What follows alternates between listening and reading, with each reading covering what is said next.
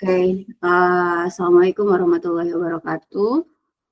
Waalaikumsalam warahmatullahi wabarakatuh. Ya, hari ini kita masuk di pertemuan kedua ya untuk presentasi dan diskusi yang akan dilakukan atau dipaparkan oleh kelompok pertama. Tema untuk hari ini adalah konsep dasar pertumbuhan dan perkembangan ya. Untuk kelompok 2 yang akan jadi moderator adalah Naila dan yang akan jadi notulen adalah Rahma ya. Sama seperti teknis perkuliahan di mata kuliah filsafat pendidikan. Jadi nanti silakan adik-adik yang mau bertanya bisa nanti di sesi diskusi ya, tanya jawab, dan mohon pertanyaannya bisa dimasukkan ke kolom chat, kolom komentar ya. Baik, saya persilakan langsung kepada moderator Nailah untuk memandu jalannya diskusi pada hari ini. Disilakan. Oke, baik. Terima kasih, Bu. Perkenalkan, nama saya Naila Huria Balkis dengan akhiran NIM 086. Di sini saya akan memandu jalannya diskusi pada pagi hari ini, dan kita akan membahas pertumbuhan dan perkembangan. Dan pemateri kita yaitu kelompok 2. Untuk mengefisienkan waktu, saya persilahkan untuk kelompok 2 memaparkan materinya. Kelompok 1, Beb. Sorry, untuk kelompok 1 saya persilahkan memaparkan materinya.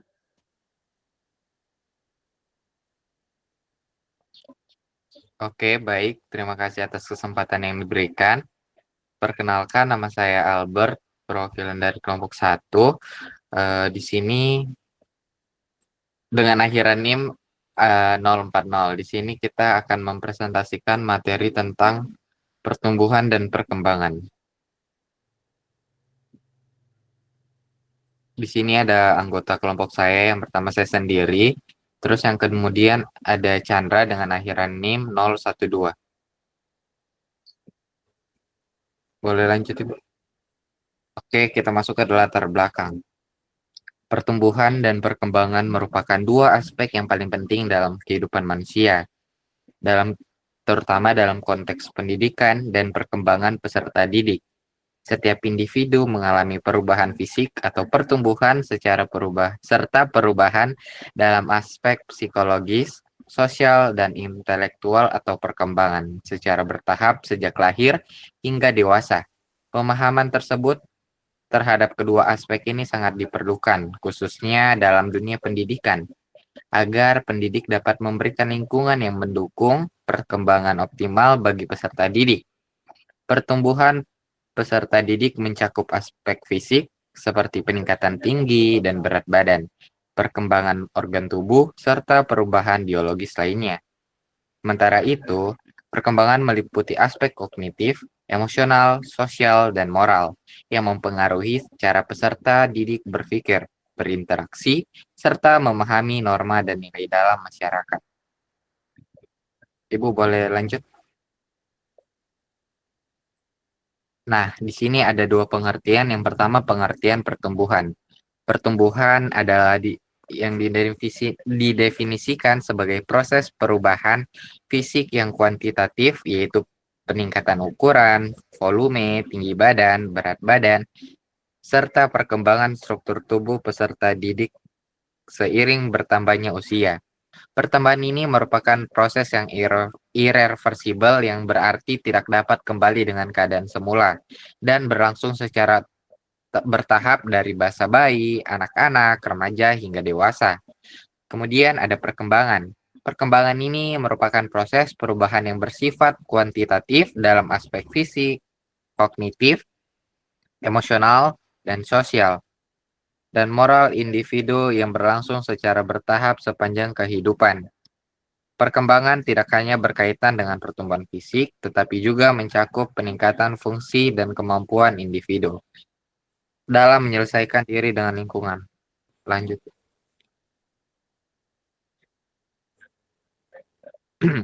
Di sini ada contoh pertumbuhan. Ada 3 contoh pertumbuhan. Yang pertama, bertambah tinggi dan berat badan. Seorang anak yang awalnya memiliki tinggi 120 cm bertambah 130 cm dalam 1 tahun. Yang kedua, ada pematangan organ tubuh. Sistem reproduksi mulai berkembang pada masa pubertas, ditandai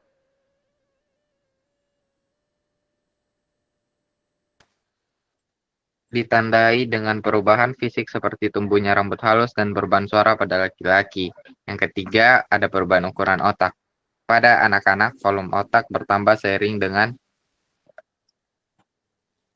bertambahnya usia, yang mendukung peningkatan kemampuan berpikir. Selanjutnya, saya persilahkan kepada teman saya, Chandra. Baik, perkenalkan nama saya Chandra dengan akhiran NIM 012. Jadi saya akan melanjutkan materi dari kelompok kami. Next.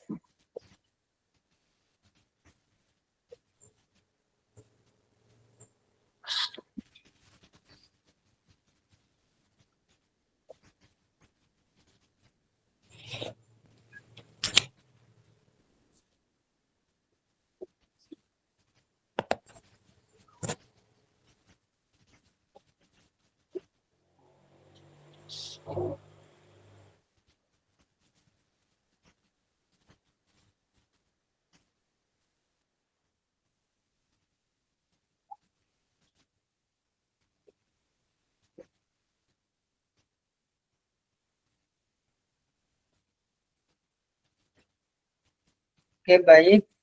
Yang berikutnya yaitu contoh perkembangan. 1, yaitu kemampuan bicara seseorang anak yang awalnya biasa mengucapkan kata-kata sederhana mulai bisa berbicara dalam kalimat yang lebih kompleks. Kemudian yang kedua yaitu perkembangan emosional. Jadi seseorang anak yang dulu mudah menangis saat menghadapi masalah, kini mampu mengendalikan emosinya dengan baik. Kemudian yang ketiga yaitu peningkatan keterampilan berpikir.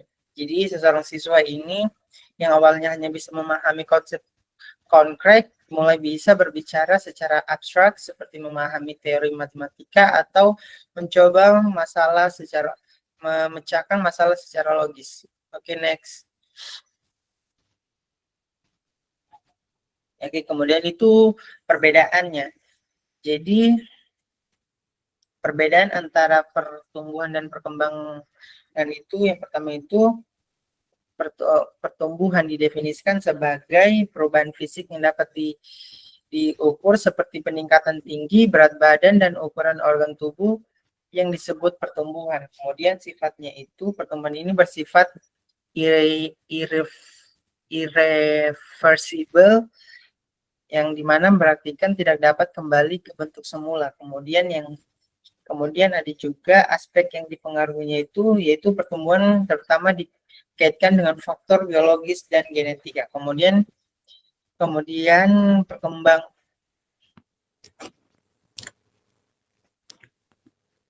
yaitu perkembangan. Perkembangan ini adalah perubahan dalam kognitif, emosional, sosial, dan moral. Adalah bagian dari proses perubahan yang bersifat kualitatif meskipun tidak selalu tidak dapat diukur. Jadi ini bersifat berkesinambungan dan berlangsung secara hidup. Kemudian aspek yang dipengaruhinya ini, pertumbuhan ini dipengaruhi oleh faktor genetika, lingkungan, pendidikan, dan pengalaman. Oke, next. Jadi kesimpulannya materi tentang pertumbuhan dan perkembangan ini bahwa pertumbuhan dan perkembangan ini merupakan dua proses penting dalam kehidupan manusia yang berlangsung sejak lahir hingga dewasa. Jadi pertumbuhan ini adalah perubahan fisik yang bersifat kuantitatif seperti pertambahan tinggi badan, berat badan, dan ukuran organ tubuh. Jadi yang dapat diukur dan ukuran organ tubuh yang dapat diukur dan bersifat irreversible. Jadi sementara itu perkembangan ini adalah perubahan kualitatif yang mencakup aspek kognitif, emosional, sosial, dan moral yang tidak selalu dapat diukur, tetapi terlihat dalam perilaku dan kemampuan individu. Jadi proses pertumbuhan dan perkembangan ini dipengaruhi oleh faktor genetik, yang berarti bawaan biologis dan lingkungan. Dan lingkungan yang dalam kurung nutrisi pendidikan, interaksi sosial serta pengalaman. Kemudian yang kedua ini aspek saling berkaitan di mana pertumbuhan yang optimal dapat mendukung perkembangan yang baik. Jadi sementara itu perkembangan yang baik memungkinkan individu untuk beradaptasi dan berfungsi secara efektif dalam kehidupan sosial. Oke, itu saja materi yang kami dapat paparkan. Lebih dan kurangnya saya kembalikan kepada moderator. Terima kasih.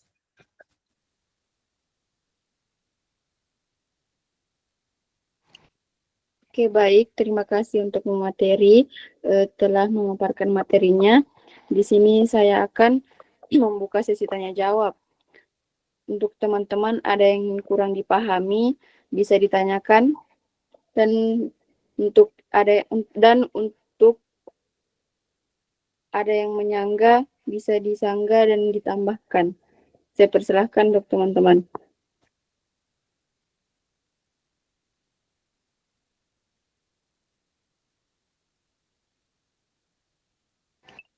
Dan jika ada yang bertanya, silakan pertanyaannya diisi di pesan dalam panggilan.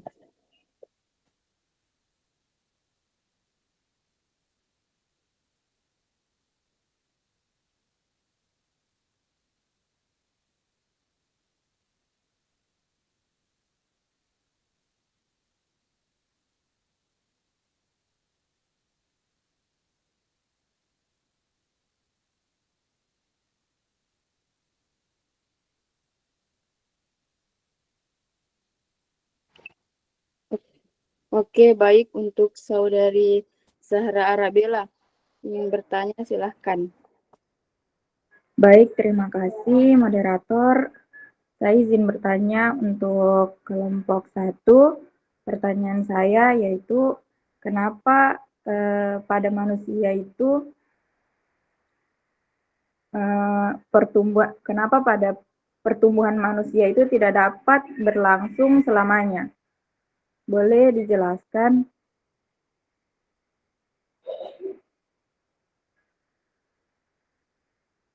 Sudah jelas? Pertanyaan saya itu, mengapa pertumbuhan pada manusia tidak dapat berlangsung selamanya?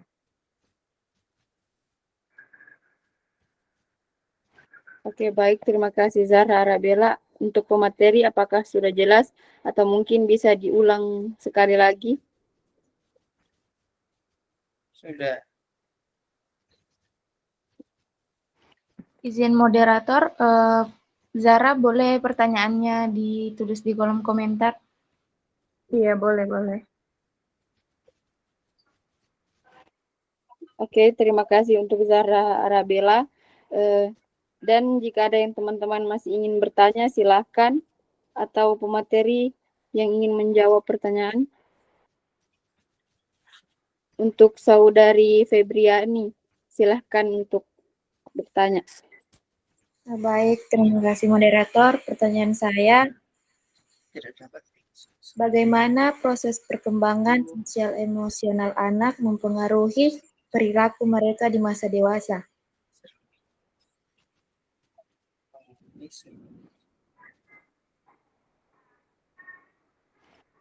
Oke, baik. Untuk pemateri, apakah sudah jelas pertanyaan untuk dari Febriani? Boleh ulang?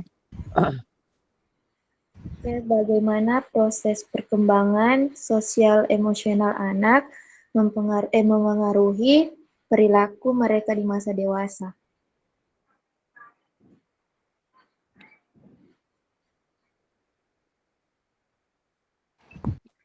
Oke, baik. Sudah pemateri? Sudah jelas? Ketik di anu saja di kolom itu yang panggilan, pesan dalam panggilan itu. Oke, terima kasih untuk saudari Febriani telah memberikan pertanyaan. Dan untuk saudari Nurila yang ingin bertanya, saya persilahkan. Oke, baik. Terima kasih moderator. Pertanyaan saya, apa yang terjadi jika proses pertumbuhan dan perkembangan terganggu oleh faktor seperti penyakit, gizi buruk, dan stres? Apakah jelas? Iya, langsung ketik di kolom komentar sini saja pertanyaan. Oke. Oke, baik. Terima kasih untuk Saudari Nur Ila telah memberikan pertanyaan.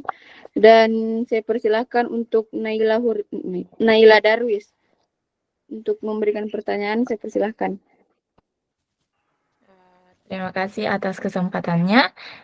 Di sini saya ingin bertanya terkait dengan faktor penyebab stunting dan bagaimana cara mengatasi stunting agar tidak menghambat pertumbuhan dan perkembangan anak.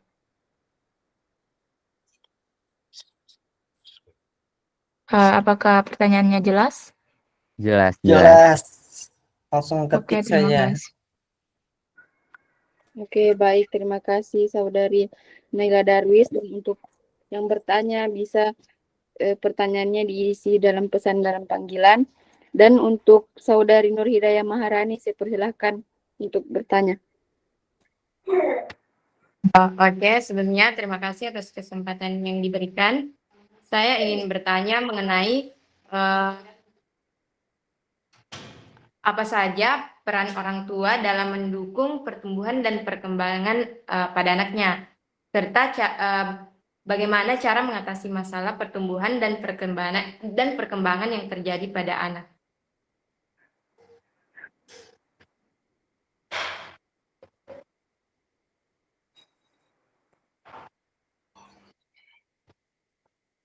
Oke, selanjutnya saya serahkan kepada moderator.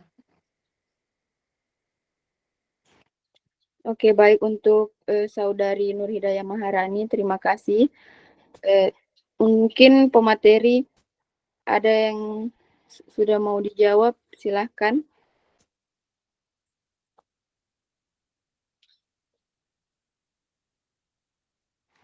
Itu Oke, baik. Chandra. Oke, baik. Untuk Saudara Chandra, saya persilahkan. Oke, baik. Terima kasih kepada moderator. Jadi saya akan menjawab pertanyaan dari Zara Arabella, di mana pertanyaan tadi itu, kenapa pertumbuhan pada manusia itu tidak dapat berlangsung selamanya? Jadi bisa saya jawab, kalau pertumbuhan pada manusia itu memang tidak dapat berlangsung selamanya, dikarenakan tubuh manusia atau tubuh kita ini mengalami serangkaian perubahan biologis dan fisik yang membatasi kemampuan tubuh untuk terus berkembang. Jadi ada beberapa alasan utama mengapa pertumbuhan manusia ini tidak dapat manusia ini memiliki batas, yaitu yang pertama, satu, program genetik. Jadi setiap individu itu memiliki program genetik yang mengatur pertumbuhan dan perkembangan tubuh.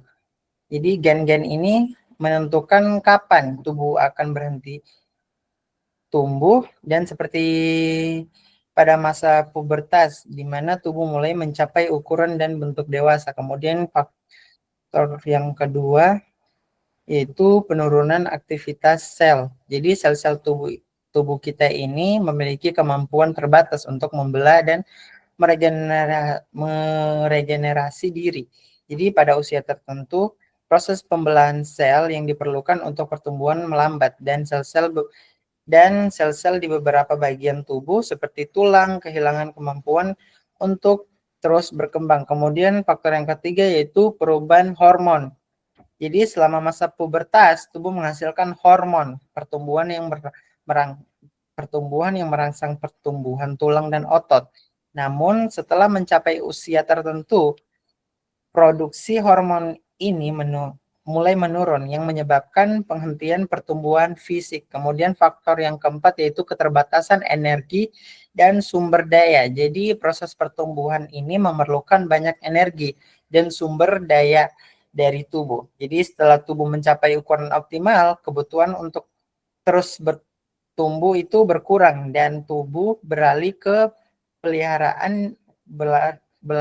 pemeliharaan dan fungsi tubuh yang lebih efisien. Kemudian faktor yang terakhir yaitu yang kelima, penuaan. Jadi seiring bertambahnya usia, proses penuaan ini mulai mempengaruhi sel dan jaringan tubuh.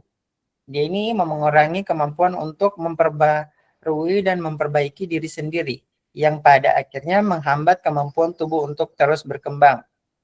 Jadi bisa disimpulkan bahwa meskipun manusia bisa tumbuh hingga mencapai titik tertentu, tapi faktor genetika, hormon, serta perubahan biologis lainnya membatasi berlanjutnya proses pertumbuhan secara fisik. Oke, mungkin itu saja yang bisa saya jawab. Lebih dan kurangnya saya kembalikan kepada moderator. Terima kasih. Oke, untuk Saudara Chandra, terima kasih sudah menjawab pertanyaan.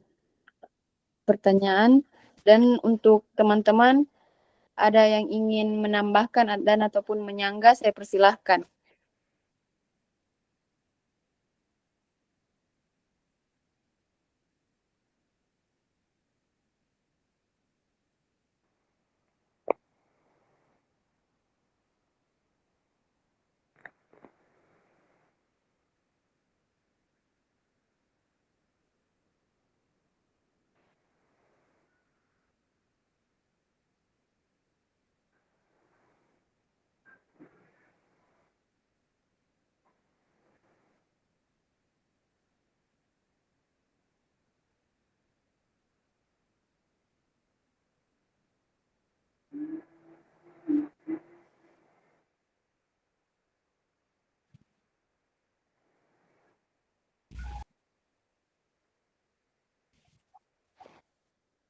Mungkin saya rasa tidak ada yang ingin menambahkan ataupun menyanggah, dan saya kembalikan kepada penanya, yaitu Saudari Zahra Arabella. Mungkin bisa diberikan kesimpulan jika sudah paham, dan kalau belum bisa diberikan sanggahan. Saya persilahkan untuk Saudari Zahra Arabella. Baik, terima kasih moderator. Saya sudah puas dengan jawaban yang telah diberikan oleh Saudara Ochan. Jadi saya dapat mengambil kesimpulan dari jawaban tadi, yaitu di mana pertumbuhan manusia tidak dapat berlangsung selamanya karena adanya batas biologis yang dikendalikan oleh faktor genetik, hormon, dan struktur tulang. Jadi setelah mencapai usia dewasa, tubuh beralih dari fase pertumbuhan ke fase pemeliharaan dan penuaan, sehingga pertumbuhan akhirnya berhenti. Baik, moderator, itu saja kesimpulan yang dapat saya berikan. Saya kembalikan kepada moderator.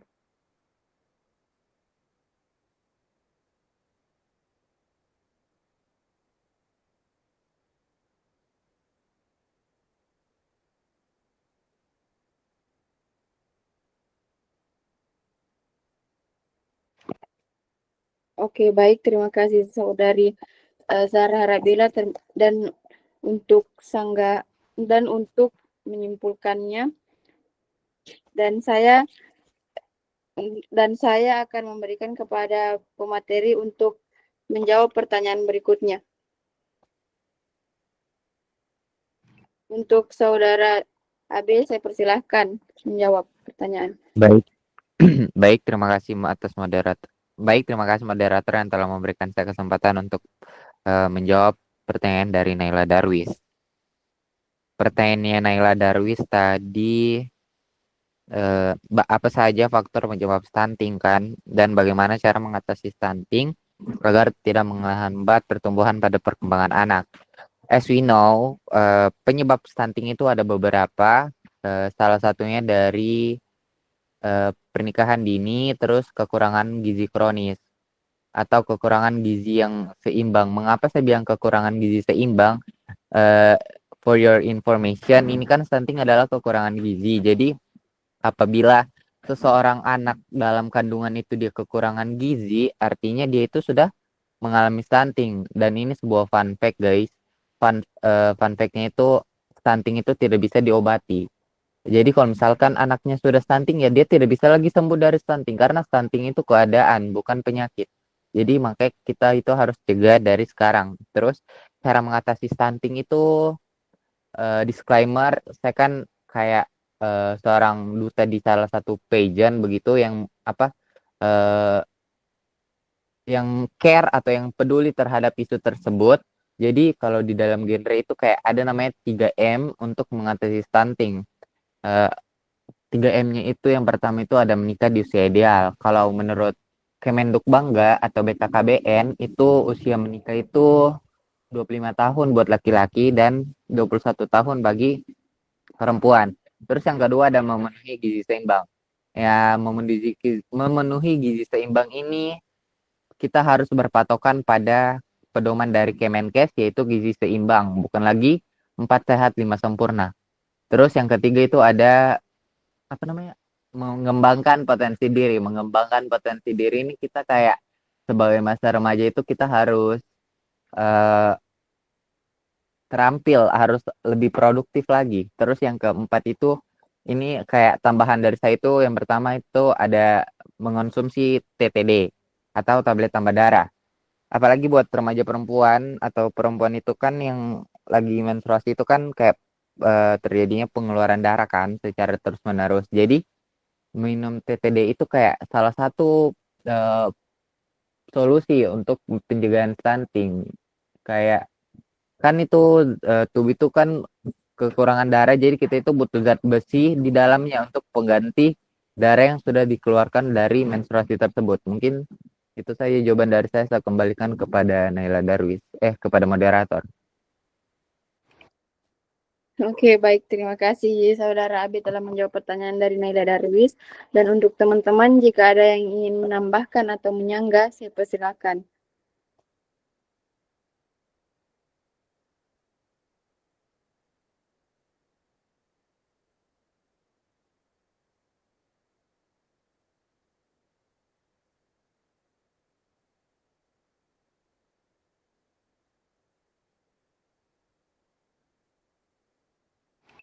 Mungkin saya rasa tidak ada yang ingin menambahkan dan saya kembalikan kepada yang penanya yaitu Naila Darwis.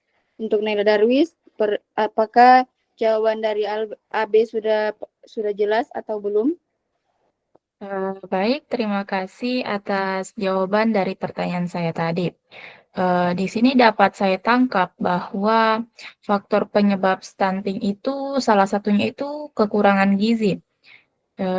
Terus cara mengatasi stunting itu tadi disebutkan ada 4. Nah, di sini yang saya tangkap itu pencegahan pernikahan dini atau menikah dalam menikah ketika umur sudah siap untuk berumah tangga dan siap memproduksi anak. Dan kedua ada pemberian gizi seimbang. Dan terakhir itu pemberian suplemen bagi remaja-remaja wanita. Mungkin itu saja yang saya tangkap. Saya kembalikan kepada moderator. Terima kasih. Oke, baik. Terima kasih untuk Naila Darwis sudah menyimpulkan. Untuk pemateri mungkin ada yang untuk menjawab pertanyaan. Oke, baik. Terima kasih untuk Saudara Chandra. Saya persilahkan untuk menjawab pertanyaan. Oke, baik. Terima kasih kepada moderator. Jadi saya akan menjawab pertanyaan berikutnya, itu pertanyaan dari Nur Hidayah Maharani. Di mana pertanyaannya yaitu, apa saja peran orang tua dalam mendukung pertumbuhan dan perkembangan anak, serta cara mengatasi masalah pertumbuhan dan perkembangan pada anak. Oke, jadi orang tua itu memegang peran yang sangat penting dalam mendukung pertumbuhan dan perkembangan seorang anak, baik secara fisik, emosional, sosial, maupun intelektual. Jadi ada beberapa peran orang tua dalam mendukung pertumbuhan dan perkembangan anak serta cara mereka mengatasi masalah yang muncul. Jadi yang pertama yaitu memberikan kasih sayang dan dukungan emosional. Jadi orang tua itu memberikan fondasi emosional yang kuat untuk anak-anak mereka. Kasih sayang, perhatian, dan dukungan emosional yang konsisten membantu anak merasa aman dan dicintai. Ini adalah hal yang penting untuk perkembangan kepercayaan diri dan kestabilan emosi mereka. Jadi ketika anak merasa dihargai dan didukung, mereka lebih cenderung memiliki kesehatan mental yang baik dan kemampuan untuk mengatasi stres. Yang kedua yaitu menyediakan lingkungan yang aman dan stimulan. Jadi orang tua perlu menciptakan lingkungan yang aman, bersih, dan nyaman untuk anak-anak mereka. Jadi selain itu, lingkungan yang mendukung perkembangan intelektual seperti menyediakan buku, mainan edukatif, dan kesempatan untuk belajar dapat membantu anak berkembang secara optimal. Kemudian juga exposure terhadap berbagai aktivitas yang merangsang rasa ingin tahu mereka sangat bermanfaat dalam mengembangkan kemampuan kognitif. Kemudian yang ketiga itu menjadi teladan dan mengajarkan nilai-nilai. Jadi orang tua ini adalah contoh pertama yang dilihat dan ditiru oleh anak dengan menunjukkan perilaku yang positif serta keterbukaan, kesabaran, dan rasa tanggung jawab. Orang tua mengajarkan nilai-nilai yang penting bagi perkembangan karakter anak.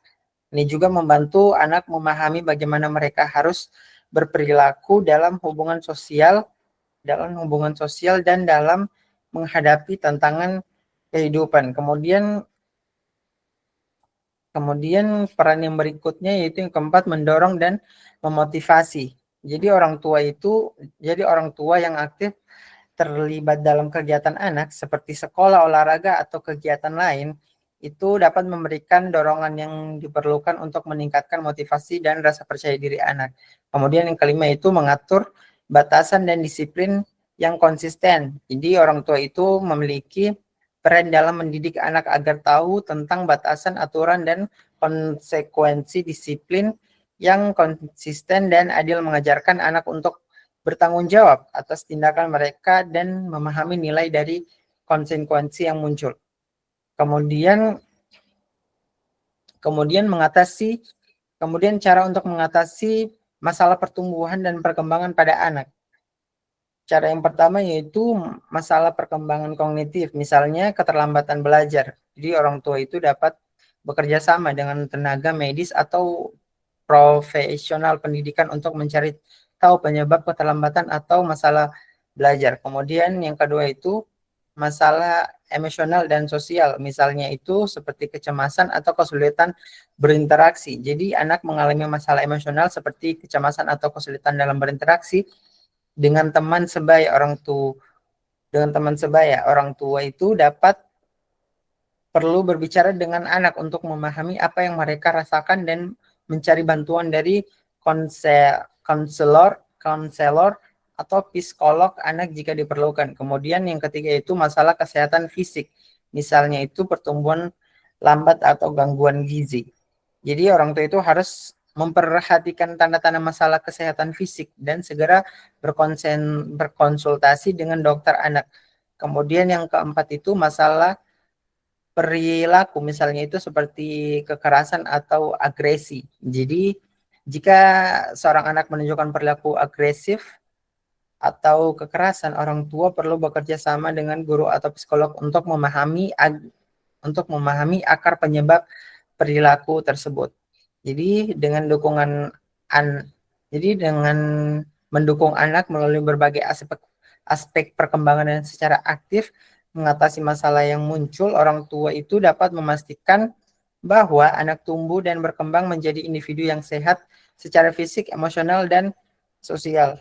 Oke, mungkin itu saja yang bisa saya jawab. Selebihnya saya kembalikan kepada moderator. Terima kasih. Oke, baik. Terima kasih untuk Saudara Chandra telah menjawab pertanyaan dari Saudari Nur Hidayah Maharani. Untuk teman-teman, jika ada yang ingin menambahkan atau menyanggah, saya persilahkan.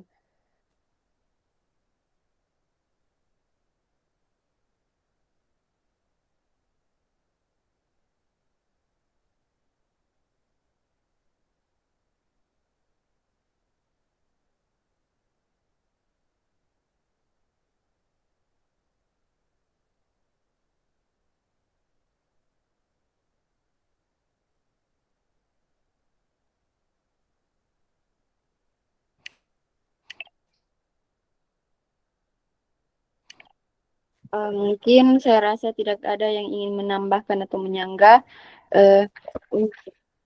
Dan saya kembalikan kepada penanya, yaitu Nur Hidayah Maharani. Apakah sudah puas dengan jawaban dari Saudara Chandra? Saya persilahkan. Oke, terima kasih moderator atas kesempatannya. Saya sangat puas dengan jawaban yang Saudara Chandra berikan. Adapun kesimpulan yang dapat saya sampaikan bahwa peran orang tua dapat melakukan ada beberapa peran yang dapat dilakukan orang tua dalam mendukung perkembangan dan pertumbuhan anak, yaitu dimulai dari memberikan kasih sayang dan rasa aman sebagai fondasi utama perkembangan emosi dan sosialnya. Kemudian mereka juga dapat menjadi contoh yang baik bagi anak-anak, serta orang tua itu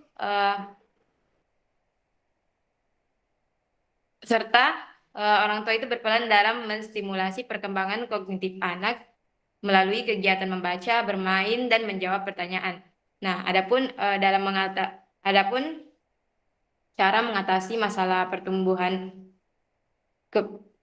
cara mengatasi pertumbuhan dan perkembangan yang terjadi pada anak, yaitu orang tua perlu mewaspadai terhadap keterlambatan bicara dan segera berkonsultasi dengan dokter atau para ahli jika diperlukan. Kemudian, jika anak mengalami kesulitan belajar, orang tua juga perlu mencari tahu penyebabnya dan memberikan dukungan yang diperlukan, atau bahkan memerlukan bantuan guru atau ahli pendidikan.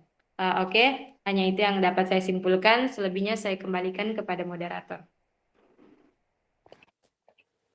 Oke, baik. Terima kasih Nur Hidayah Maharani telah memberikan kesimpulan dari jawaban Chandra.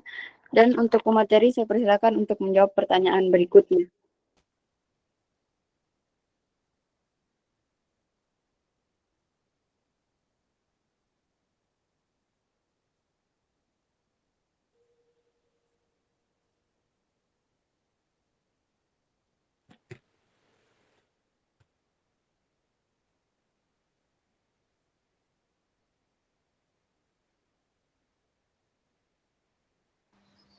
Oke, baik. Saya akan menjawab pertanyaan dari Nurilah. Di mana pertanyaan tadi itu, apa yang terjadi jika proses pertumbuhan dan perkembangan terganggu oleh faktor-faktor seperti penyakit, gizi buruk, dan stres. Jadi jika proses pertumbuhan dan perkembangan terganggu oleh faktor seperti penyakit, gizi buruk, dan stres. Jadi ada dampak negatif yang dapat terjadi seperti gangguan fisik. Jadi pertumbuhan terhambat seperti tinggi badan yang tidak optimal atau berat badan yang kurang. Sistem kekebalan tubuh yang melemah membuat individu lebih rentan terhadap penyakit. Jadi juga perkembangan organ tubuh terganggu, terutama pada anak-anak yang sedang dalam masa pertumbuhan. Kemudian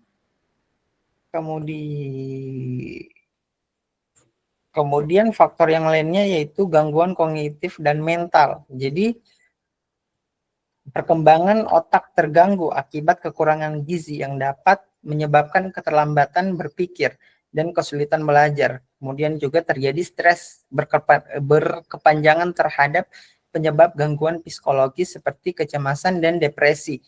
Kemudian faktor yang terakhir yaitu gangguan perilaku dan sosial. Jadi kesulitan dalam berinteraksi sosial akibat kurangnya energi dan motivasi. Dan juga resiko lebih tinggi mengalami gangguan emosi seperti mudah marah atau sulit berkonsentrasi. Oke, mungkin itu saja yang bisa saya jawab. Selebihnya saya kembalikan kepada moderator. Terima kasih.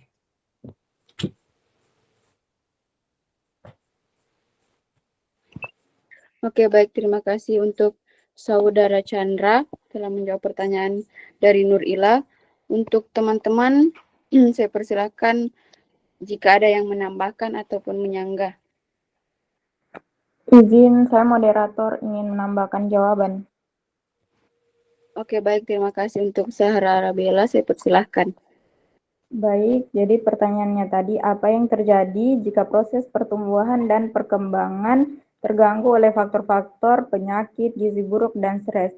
Jadi, jika pertumbuhan dan perkembangan terganggu oleh penyakit, gizi buruk, dan stres, dampaknya itu bisa sangat serius.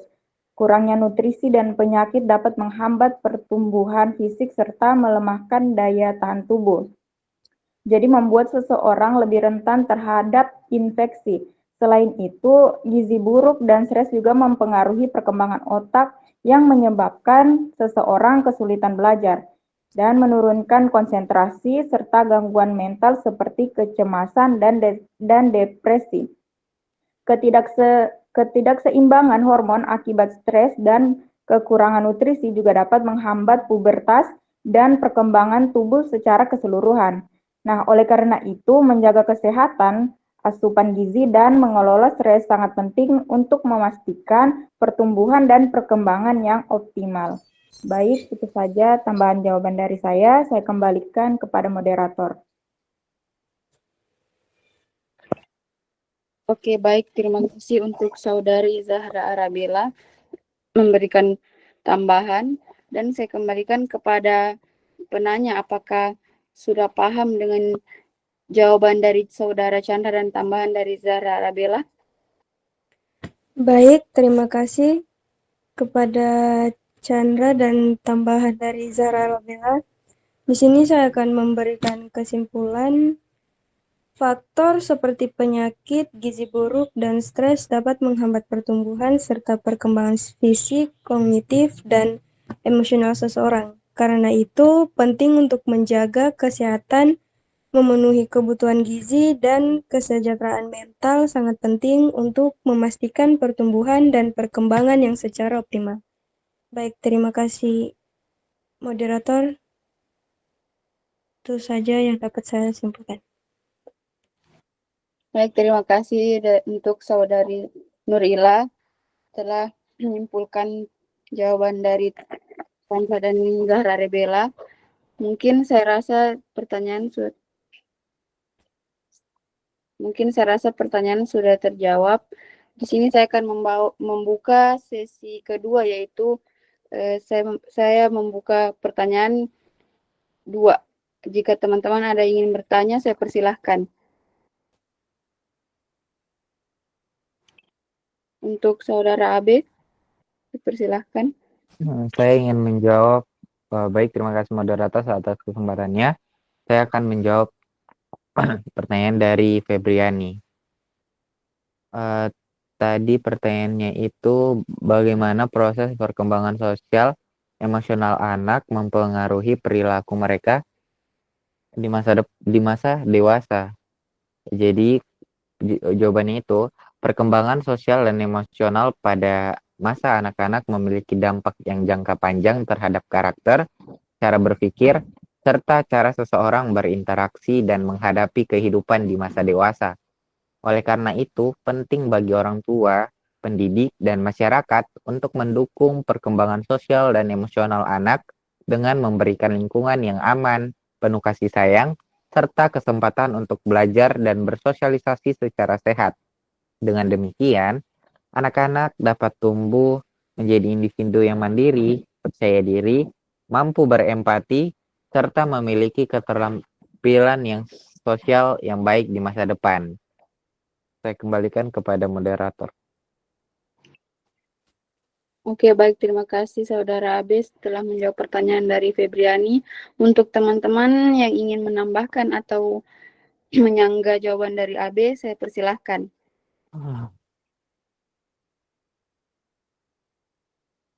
Bukan gabut. Kau lihat mau kamu polos sekali. Abe, mikrofonmu.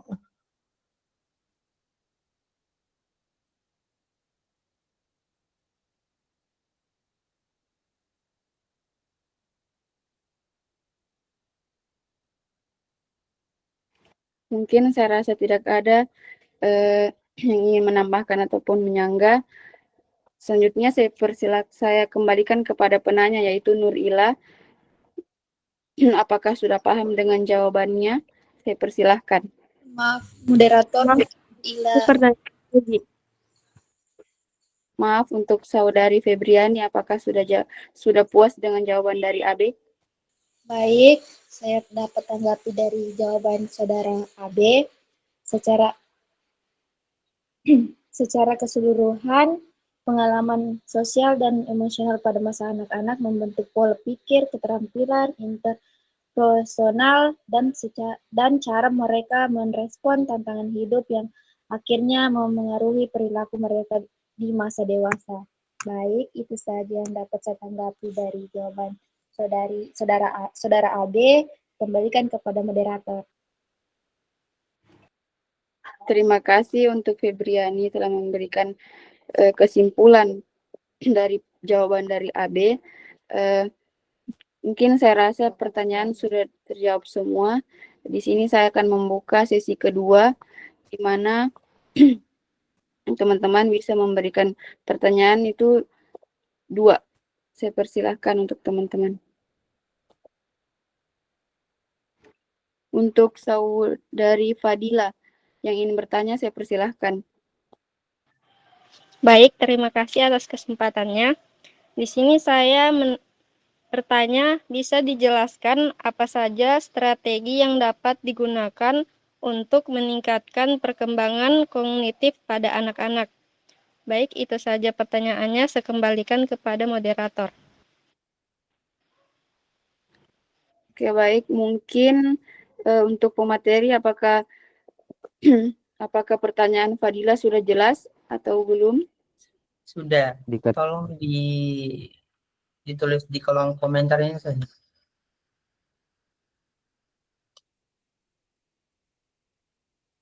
Bisa dijelaskan. Bisa. Oke, baik. Saya berikan waktu untuk menjawab pertanyaan dari Fadila. Tidak, maaf moderator, bisa Jawab. ditampung saja dulu sampai 2 baru kami jawab.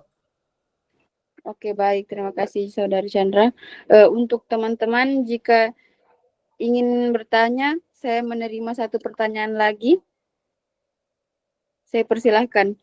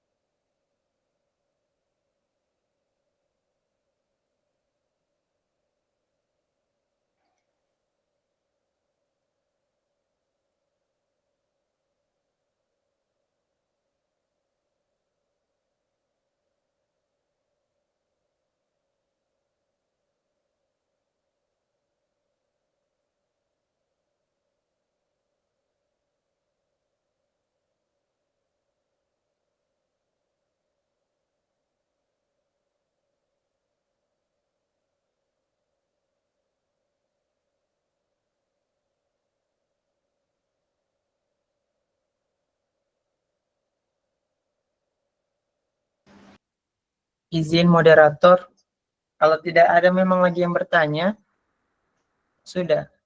Satu saja Bang, apa dari tadi ini juga waktu soalnya. Oke, baik. Mungkin saya rasa tidak ada yang ingin bertanya. Saya persilakan untuk pemateri untuk menjawab pertanyaan dari Saudari Fadila. Baik, terima kasih atas moderator atas kesempatan.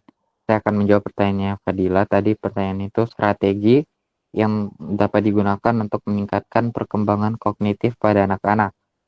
Jadi perkembangan kognitif itu adalah proses di mana anak-anak belajar berpikir, memahami, mengingat, dan memecahkan masalah. Nah, ada beberapa cara yang dapat dilakukan dalam meningkatkan perkembangan kognitif. Yang pertama itu ada memberikan stimulasi yang tepat pada usia. Seperti kayak memberikan mainan edukatif seperti puzzle, balok susun, atau permainan strategi yang dapat melatih keterampilan berpikir logis dan kreativitas. Terus yang kedua itu ada menggunakan cerita dan buku bergambar untuk meningkatkan daya imajinasi serta keterampilan berbahasa. Yang kedua ada mendorong rasa ingin tahu dan eksplorasi. Di sini kita mengajak anak untuk bertanya dan mencari jawaban bersama sehingga mereka itu memiliki wawasan yang luas dan mampu berpikir kritis.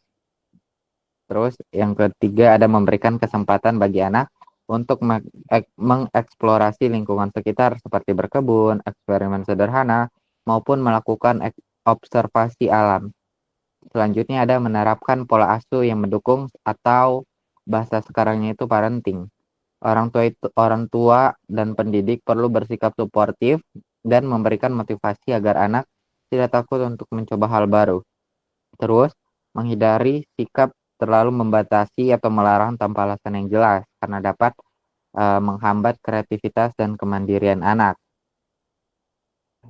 Terus, yang selanjutnya itu ada menjaga pola makan dan kesehatan.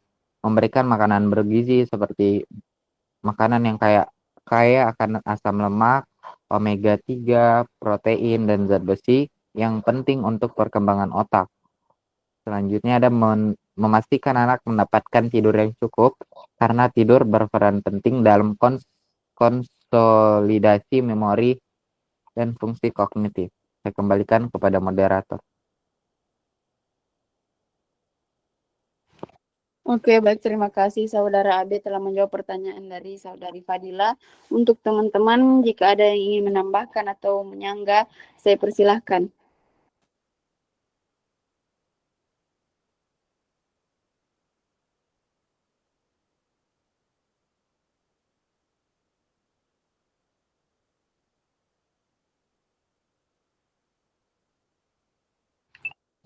Mungkin saya rasa tidak ada.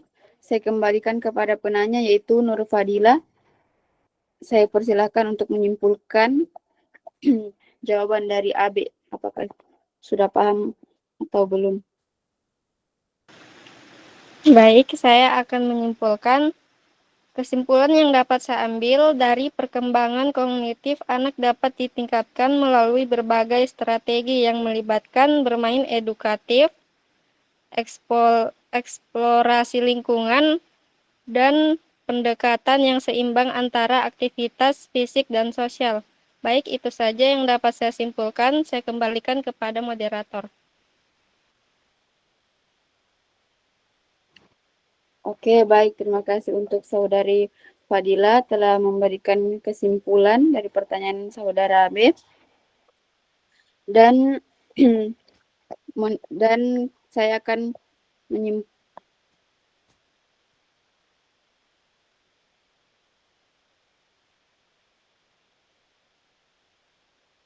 sudah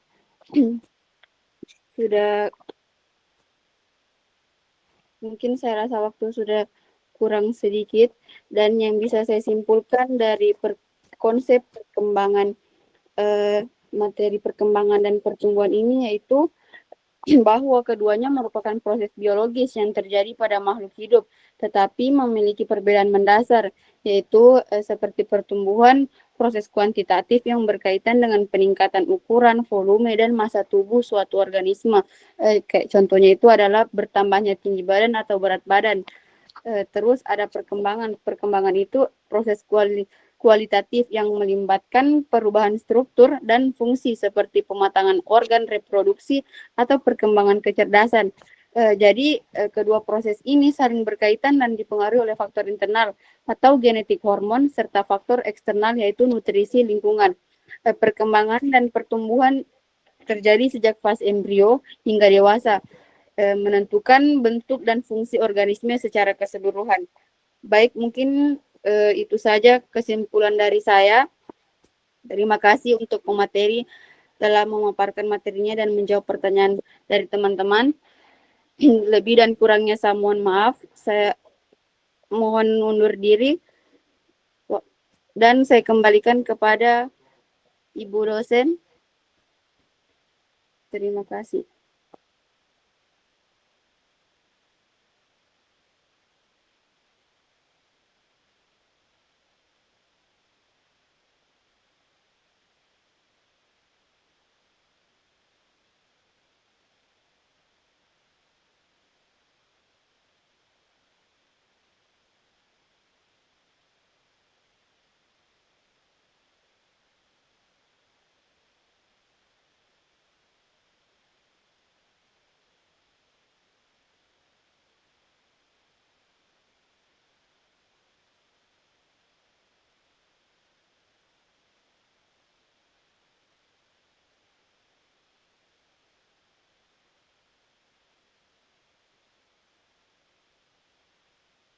Tidak Tidak ada, Ibu. ada. Tidak ada, Bu. Tidak ada.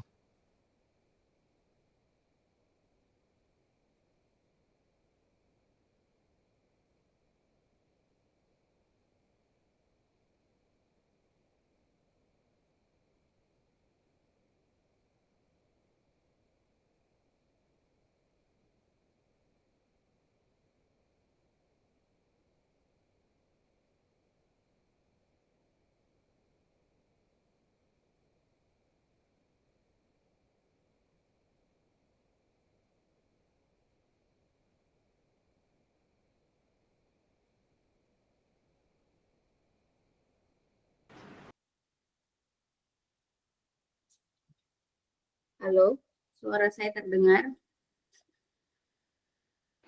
Iya, Ibu, terdengar. Oke.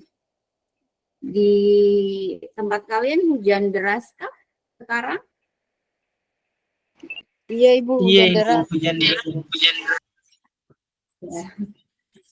Saya sebentar ini mau ke kampus untuk ngajar offline. Ini saya bingung juga mau ke sana gimana. Mohon maaf nanti kalau misalnya ada suara hujan mungkin kedengeran di situ ya. Saya kurang tahu juga apakah mikrofon saya aktif peredam suaranya atau tidak. Oke, adik-adik semua diucapkan terima kasih. Tadi sudah melakukan presentasi dan diskusi. Tadi moderator untuk mungkin kali pertama jadi moderator bisa dikatakan bagus gitu ya. Tapi nanti bisa ditingkatkan lagi. Misalnya kalau yang jadi moderator nanti next gitu ya untuk teman-teman yang mau jadi moderator di kelompok selanjutnya, di pertemuan selanjutnya nanti bisa diperhatikan misalnya pertanyaannya ada berapa, kemudian apakah sudah terjawab atau belum gitu ya. Kalau misalnya waktunya tadi sebenarnya sudah bisa ditutup, tapi moderator pengen lagi gitu ya, dibuka sesi kedua, jadi nanti bisa diperhatikan lagi gitu ya.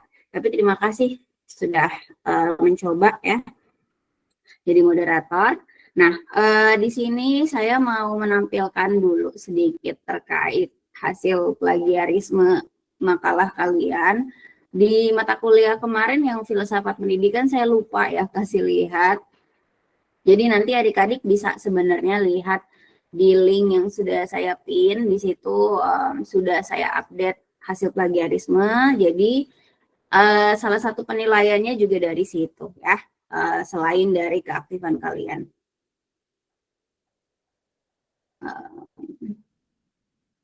Ini ya, kalau di filsafat pendidikan itu nanti tinggal dibuka aja folder makalah PPT dan plagiarisme, di situ sudah ada lengkap makalah kalian dan juga hasil plagiarismenya, silakan dilihat. Nah, karena ini adalah mata kuliah perkembangan peserta didik, maka nanti saya buka ya untuk plagiarisme ini sudah lengkap ya dari kelompok 1 sampai kelompok 13.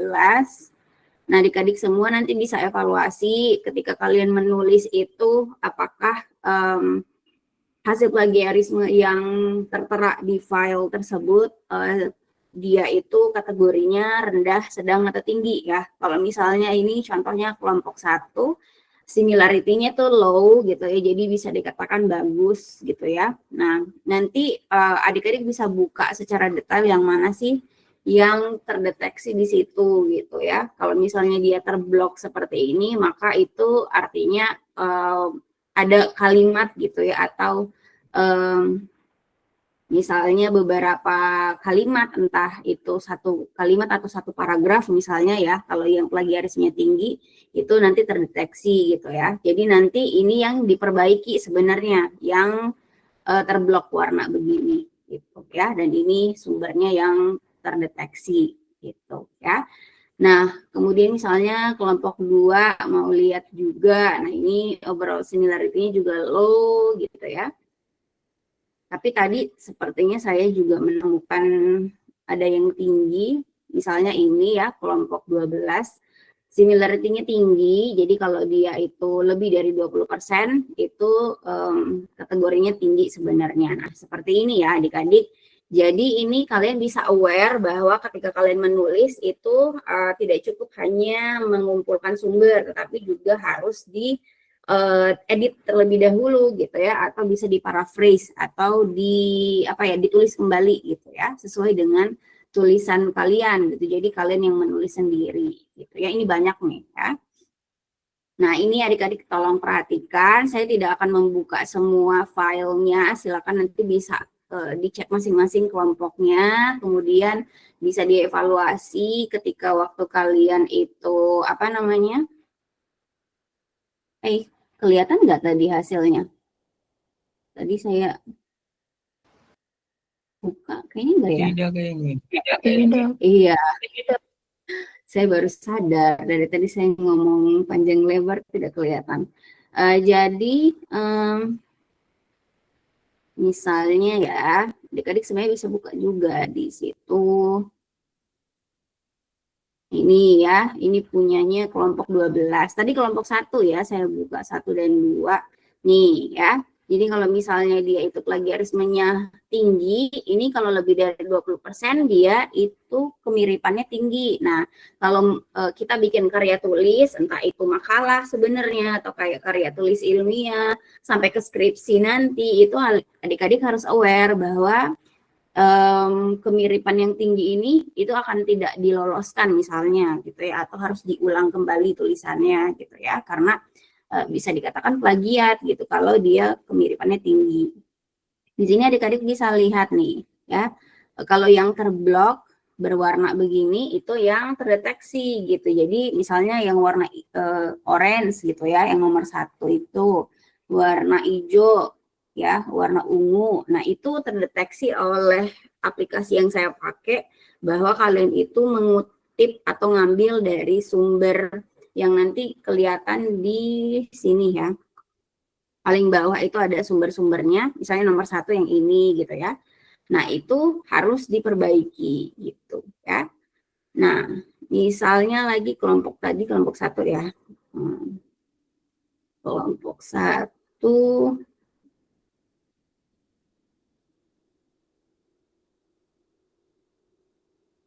nih ya, kelompok 1 itu kategori plagiarismenya rendah gitu ya. Jadi ini bisa dikatakan bagus gitu karena dia tidak hijau tidak merah gitu ya tadi warnanya, tapi warna hijau. Nah, tapi kalaupun juga di sini low gitu ya, rendah, sebenarnya masih bisa juga kita perbaiki gitu ya, biar tulisannya lebih bagus lagi gitu ya.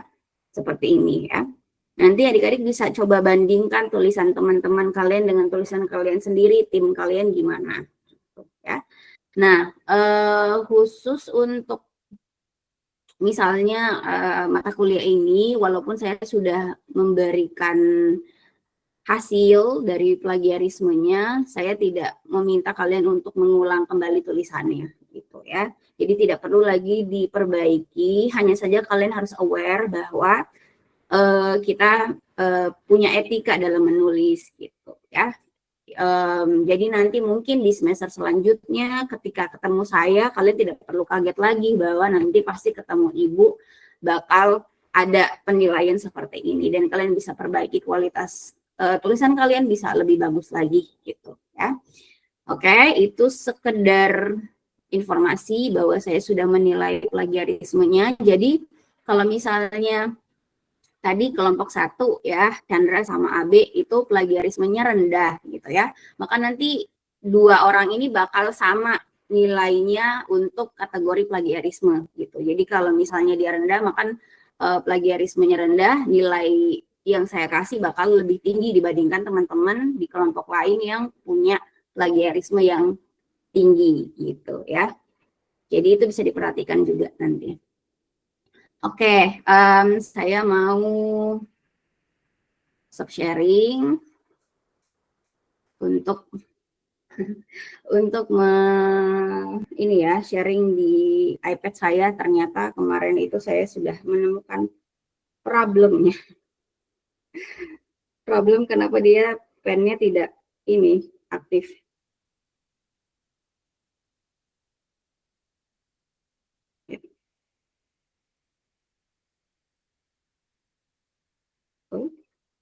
Oh iya. Tapi tulisan saya tulisan ini juga ya, tulisan kayak tulisan dokter juga. Jadi kalau kalian apa namanya kurang jelas bisa di ini juga langsung kasih tahu ke saya. Nah, untuk catatan mid kedua, sebenarnya tadi pertanyaan dari teman-teman semua itu sudah terjawab ya. Jadi ada berapa pertanyaan nih? 6 ya. Karena tadi saya keluar, saya tidak bisa ini ya, lihat pertanyaan lagi. Karena pertanyaannya terhapus. Baiklah, coba di bagian tadi itu ya. Saya sempat nulis juga yang ini, tapi dia agak lambat ya ininya. Oke ya, ini karena saya tidak bisa lihat pertanyaan di pesan dalam panggilan ini, adik-adik, karena tadi saya keluar lagi gitu ya, jadi nggak bisa buka dari awal. Nah, untungnya saya punya catatan ini, jadi nanti notulensi minta tolong bisa dikirim notulensinya di grup WA ya. Nah, tadi pertanyaan sudah dan perkembangan, walaupun pertanyaannya tadi ada yang banyak juga yang nyerempet-nyerempet makalah kelompok lain gitu ya. Saya terkait perkembangan kognitif misalnya gitu ya. Karena itu ada juga kelompok sendiri ya. Nah, tapi ya nggak apa-apa karena sebenarnya kita bertanya juga pasti variabelnya harus nyerempet-nyerempet ke hal-hal lain gitu ya. Walaupun kita bahasnya hanya pertumbuhan dan perkembangan aja. Nah, untuk pertanyaannya tadi Zahra ya, kenapa manusia tidak dapat tumbuh selamanya atau kenapa tidak bisa hidup selamanya? Karena tadi memang ada faktor, ada 2 faktor ya, selalu itu kalau kita ngomongin alasan gitu atau penyebab itu pasti ada 2 faktor di sini. Ada faktor internal ya, dan ada eksternal. Oke, saya coba ganti ya. Ini ya, internal dan eksternal. Jadi faktor internal dan eksternal ini yang selalu kayak jadi kombinasi kenapa pertumbuhan dan perkembangan seseorang gitu ya, itu pasti macam-macam gitu ya. Nah, kalau untuk pertanyaannya Zahra, kenapa manusia itu tidak bisa tumbuh selamanya gitu ya? Karena salah satu yang saya tadi garis bawahi dari jawaban pemakalah adalah ekspresi gen. Jadi ada gen yang masuk ke dalam faktor internal ini. Gen ini semua manusia pasti punya gen gitu ya. Gen atau pembawa sifat gitu ya, yang menentukan sifat kita gitu, kecenderungan karakter kita bagaimana, kecenderungan pertumbuhan kita bagaimana gitu ya, kecenderungan orang itu kalau misalnya dia makan sesuatu maka tubuhnya bakal bagaimana gitu ya. Nah, di dalam gen ini, di dalam gen semua orang itu pasti ada ekspresi. Jadi gen itu terekspresi atau terwujudkan gitu ya, atau terhasilkan gitu ya. Dan kita bisa lihat misalnya dari bentuk fisik kita gitu ya, fenotip kita gitu ya. Nah itu ya. Jadi ekspresi gen inilah yang salah satunya bisa mempengaruhi bahwa manusia itu lifespan-nya, ada yang disebut sebagai lifespan gitu ya, lifespan gitu ya. Jadi masa hidupnya itu punya kecenderungan yang beda-beda misalnya gitu ya. Nah, jadi gen ini sendiri pun juga tidak berdiri sendiri gitu ya. Ekspresinya itu tidak hanya jadi satu faktor aja, tetapi ada faktor eksternal, misalnya kayak makanannya, jenis makanan manusia itu gimana, apakah bergizi, seimbang atau tidak gitu ya. Kemudian pola asuh gitu ya, pola asuh misalnya si anak itu gitu, sehingga dia misalnya punya pola asuh yang baik, kemudian stresnya rendah, sehingga nanti lifespan-nya bisa lebih tinggi gitu ya, atau lebih panjang umur gitu ya. Nah, ada juga misalnya kebalikannya gitu. Jadi ada banyak faktor di sini gitu ya. Pola asuh, entah orang tua di situ. Ya, kemudian misalnya dia pendidikan formal gitu, berarti ada guru di situ gitu ya. Ada banyak di situ unsur-unsurnya ya. Atau kita kalau mendetailkan itu pasti banyak di situ ya, entah makanan, pola asuh, gaya hidup gitu ya. Nanti kalau pola asuhnya bagaimana, maka gaya hidup anak itu nanti cenderung dewasanya gimana juga itu pasti akan ada pengaruhnya gitu ya. Gen, nah gen ini akan mempengaruhi banyak hal di dalam tubuh manusia, ada hormon gitu ya. Ada hormon.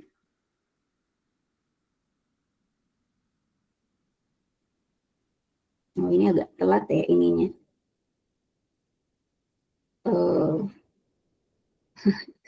Baru muncul hormonnya. Hormon, kemudian enzim gitu ya di dalam tubuh manusia itu gitu ya.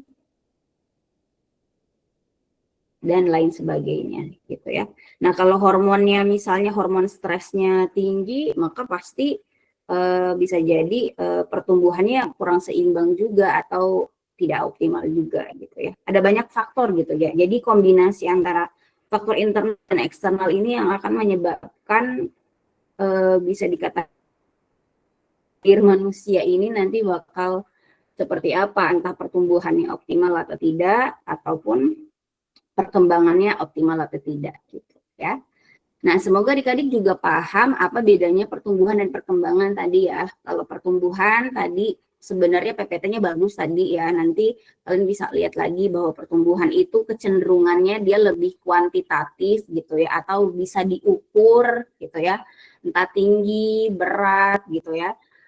Sementara perkembangan itu lebih ke kualitatif gitu ya, mungkin kayak perkembangan yang kematangan, kedewasaan gitu ya. Jadi bisa dilihat lagi nanti ya bedanya pertumbuhan dan perkembangan. Tapi pertumbuhan dan perkembangan ini saling mempengaruhi satu sama lain gitu. Jadi kalau pertumbuhannya optimal, maka bisa jadi perkembangannya juga optimal gitu. Ya. Nah, tadi juga dikatakan pertumbuhan dan perkembangan itu dia irreversible, artinya kalau irreversible itu di situ belum muncul ya di layar kalian. Irreversible dari reversible gitu ya. Reverse itu artinya bisa kembali gitu ya. Jadi reverse gini ya. Jadi bisa bolak-balik gitu ya. Tapi kalau irreversible ini tadi tanda panah ini, yang ini itu adalah reversible, sedangkan irreversible itu artinya kalau sudah terjadi maka tidak bisa dibalikin lagi gitu ya. Hal yang sudah dilakukan gitu atau tidak bisa lagi kita cegah gitu ya. Nah, itu irreversible, sehingga pertumbuhan dan perkembangan ini harus diperhatikan oleh semua manusia sebenarnya gitu ya. Nah, tapi kalau anak-anak kan mereka belum bisa memperhatikan diri mereka sendiri, sehingga dia harus dibimbing, kemudian difasilitasi, dididik gitu ya oleh orang-orang dewasa gitu ya, entah guru, orang tua, kakaknya gitu ya, ataupun masyarakat yang dewasa di sekitar dia gitu ya. Jadi itu tadi karena dia irreversible ya. Nah, tadi untuk pertanyaan Zahra tadi sudah ya, kemudian pertanyaannya Naila pencegahan stunting ya. Nah, stunting itu adalah mungkin fenomena yang waktu kapan itu ya booming sekali gitu ya. Jadi masyarakat Indonesia itu sering apa sih ke-trigger konsep itu gitu ya, stunting gitu ya. Apa namanya? Padahal sebenarnya stunting ini sudah ada dari dulu gitu, tapi istilahnya baru muncul ke permukaan dan membuat masyarakat mungkin kayak, oh ternyata selama ini kita bisa dihantui atau dibayang-bayangi oleh masalah ini gitu ya, atau keadaan ini kan.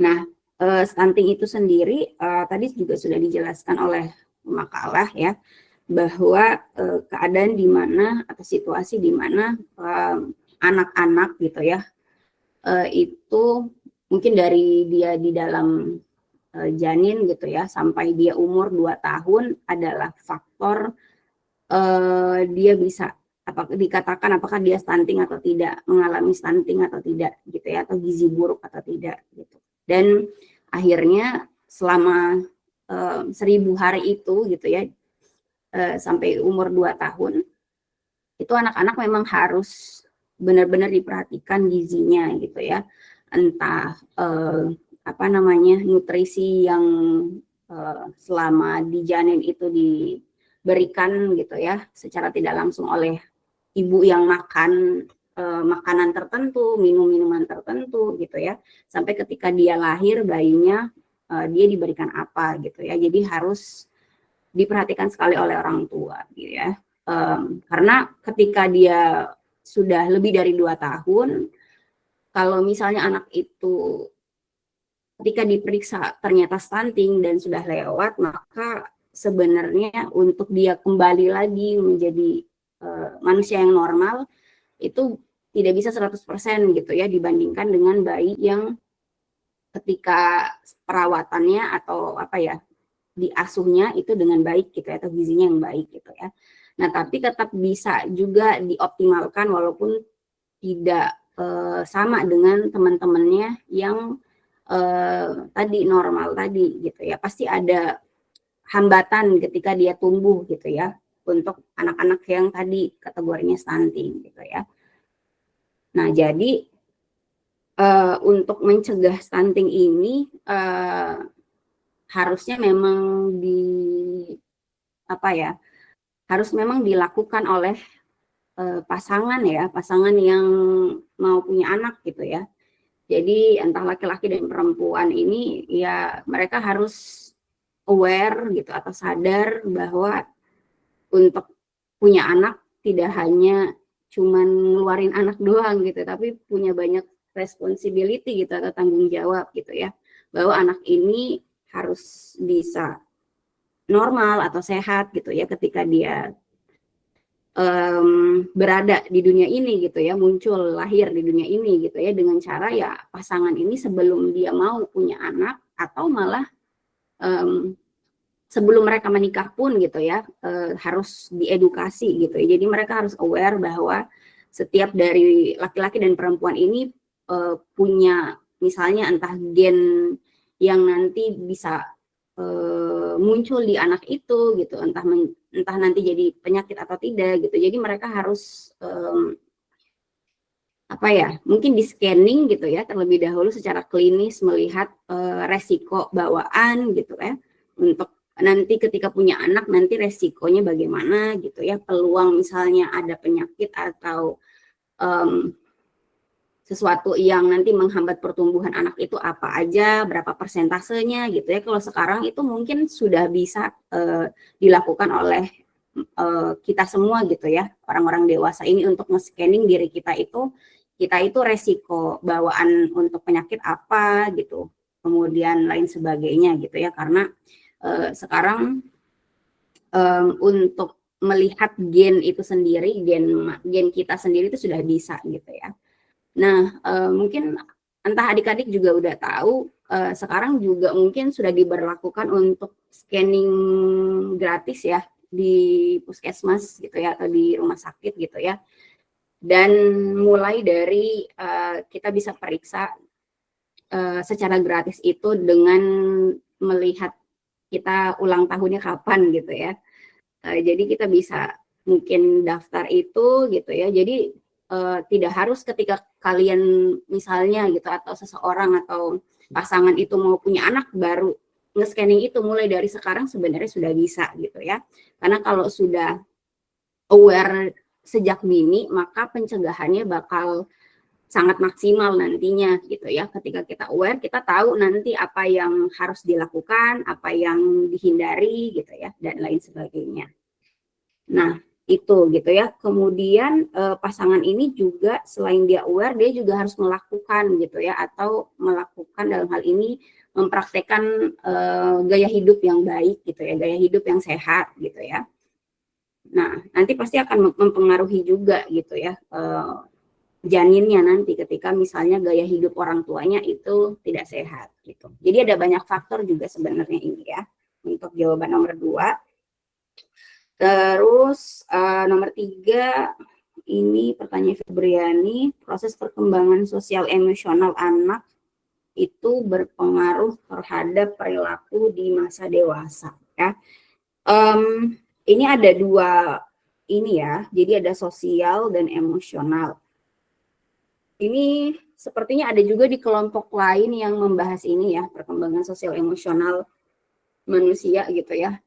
Mungkin nanti bisa lebih detail di pertemuan itu, tapi ini sedikit disinggung bahwa perkembangan sosial plus emosional itu bisa jadi mempengaruhi perilaku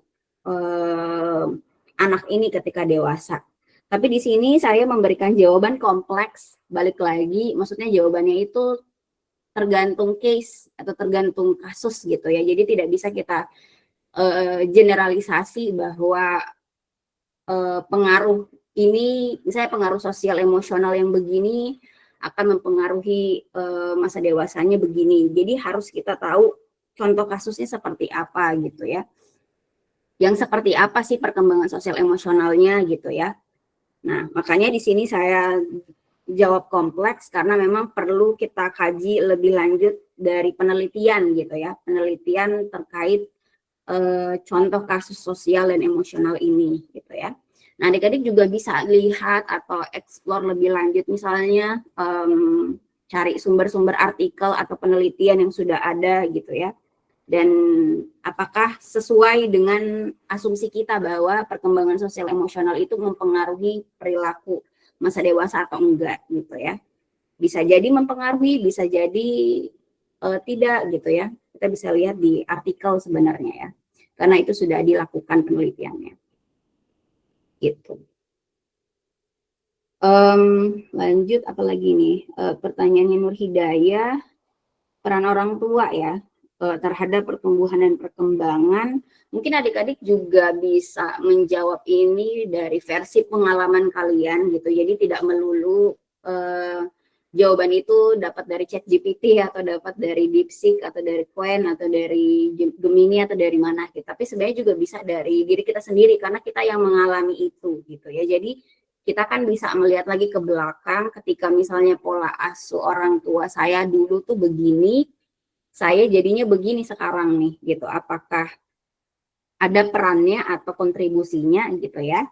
Nah, kalau dari saya sendiri juga berdasarkan pengalaman gitu, misalnya saya dulu dididik sama orang tua saya itu keras ya, keras, kemudian mandiri, tidak boleh merepotkan orang lain gitu ya, terus harus berdiri sendiri di kaki sendiri gitu ya, jadi harus berusaha terus gitu sendiri, kalau misalnya mentok baru bisa minta tolong gitu ya.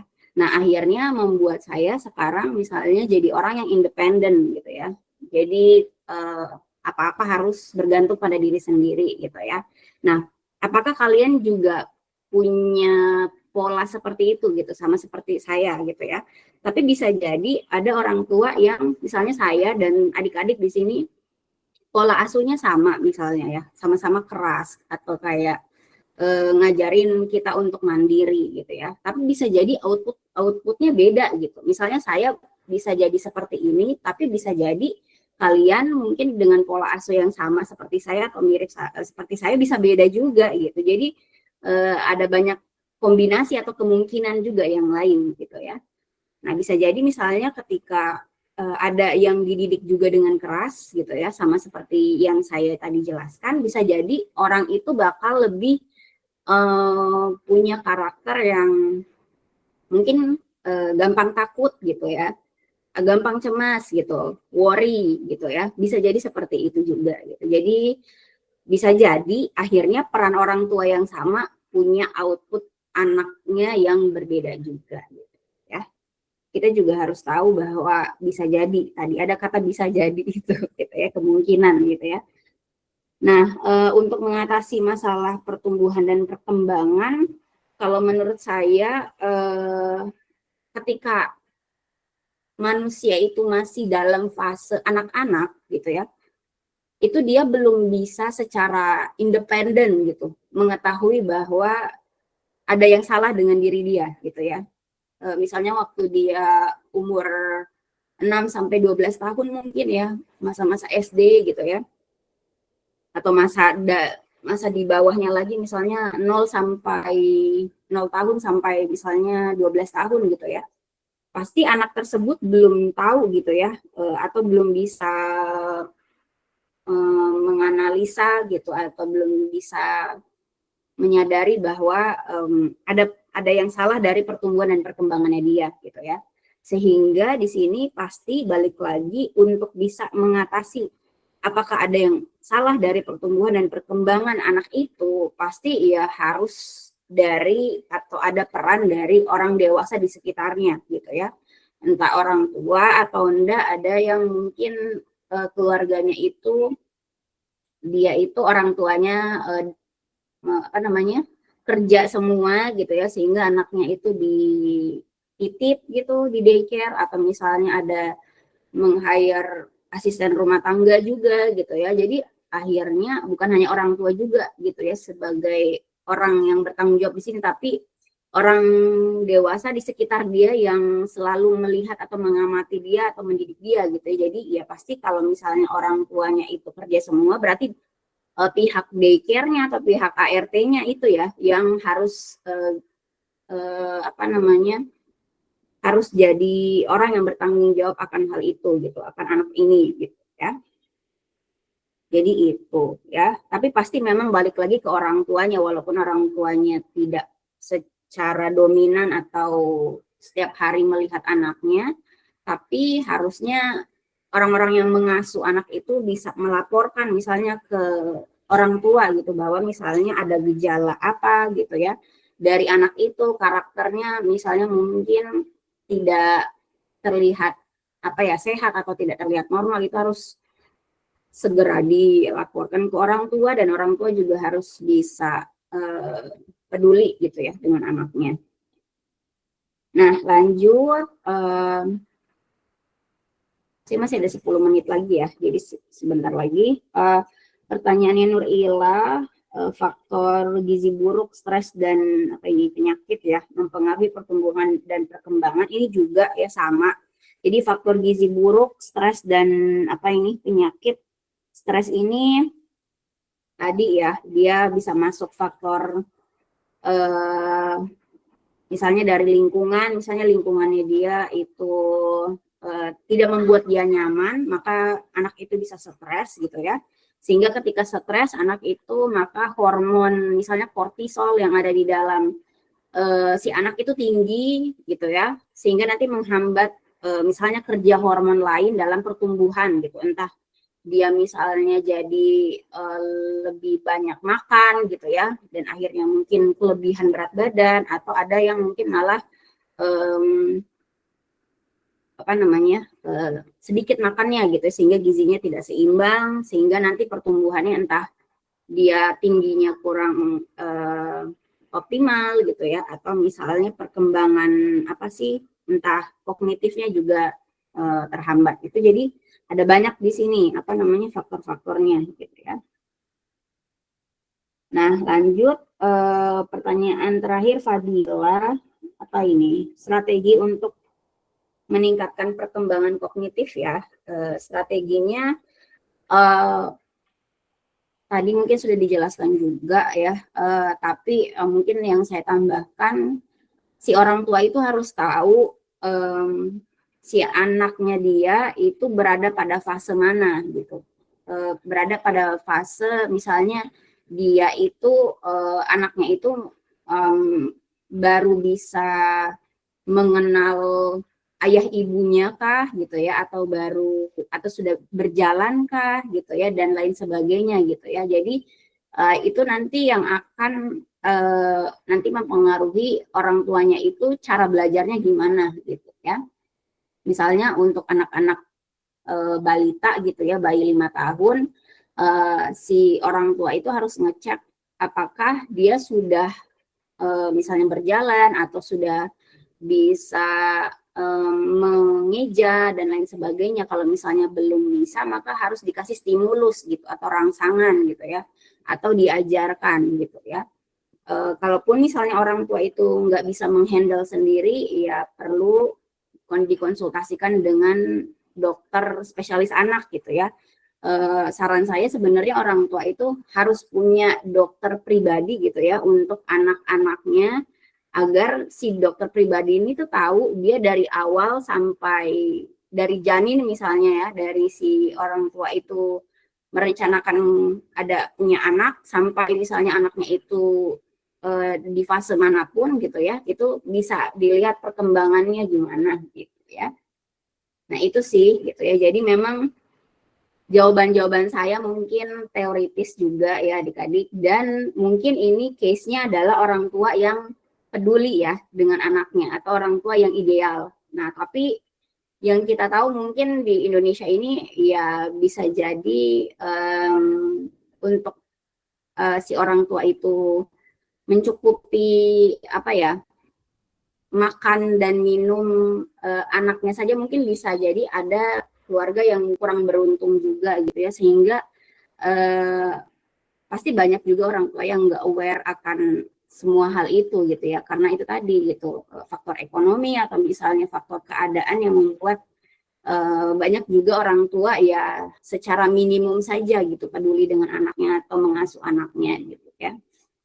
Jadi untuk adik-adik semua di sini mungkin bersyukur gitu ya, kita bisa dikatakan privilege punya orang tua yang bisa aware sama kita gitu ya, dan mungkin buktinya kalian sudah sampai di sini gitu ya, berkuliah gitu ya. Karena mungkin masih ada juga orang-orang atau teman-teman kita di luar sana yang ya mereka tidak bisa kuliah karena faktor ekonomi dan lain sebagainya gitu ya. Oke, itu saja untuk tambahan dari saya. Saya mau ngecek dulu terkait absensi. Tadi saya sudah mengabsen kalian juga pada saat apa tadi, presentasi dan diskusi. Hanya saja ada banyak juga yang belum hadir, jadi saya konfirmasi dulu ya terkait itu.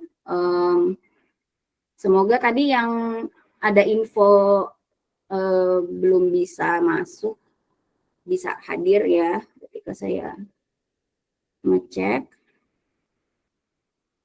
Oke. Ini apakah terlihat? Oh iya, sudah ya. Nah, semoga sudah tersimpan juga. Oh, belum tersimpan. Oh, sudah tersimpan di sini ya. Di sini ada beberapa yang belum saya kasih hadir karena pada saat itu tidak ada orangnya. Nur Afia ada? Ada Ibu. Oke. Korina Bayangkari?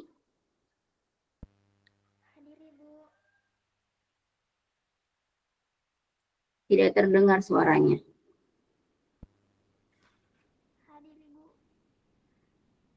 Kalau dinyalakan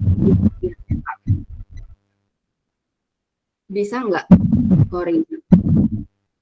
Oke. Amalia Amanda? Hadir Ibu. Manda?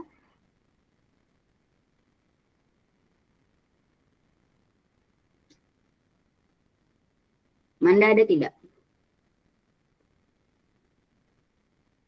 Tidak ada ya. Ifta Miftahul Jannah? Hadir Ibu.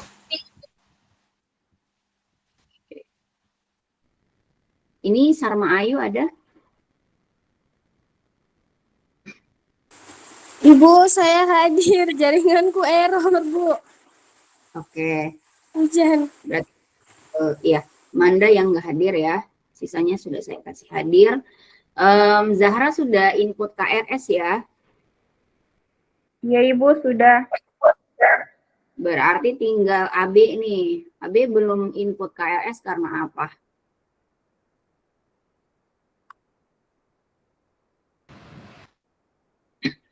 orangnya udah keluar juga ya. Oke, jadi minta tolong kalau yang belum input KRS masih ada berapa hari lagi, 2 hari kurang untuk kalian input. Karena setelah itu kalau tidak ada namanya di sini, saya tidak akan membolehkan masuk kelas gitu ya. Jadi mohon sekali kerjasamanya, karena saya juga tidak tega untuk tidak memasukkan kalian di sini gitu ya. Oke, itu saja mungkin dari saya adik-adik. Terima kasih banyak sudah bergabung. Semoga materi hari ini bisa dipahamin, at least konsep dasarnya terkait pertumbuhan dan perkembangan ya. Kita ketemu lagi di pekan depan, insya Allah. Semoga kalian semua sehat selalu. Mungkin bisa dinyalakan videonya sebelum kita matikan ini kelasnya. Untuk saya pakai dokumentasi. Setelah ini saya harus ke kampus dan ini hujan deras. Aduh. Oke, ya. Boleh ya. Saya hitung 1, 2, 3. Oke. Terima kasih banyak sudah dinyalakan videonya. Saya akhiri untuk pertemuan kali ini. Assalamualaikum warahmatullahi wabarakatuh. Waalaikumsalam. Waalaikumsalam. Waalaikumsalam.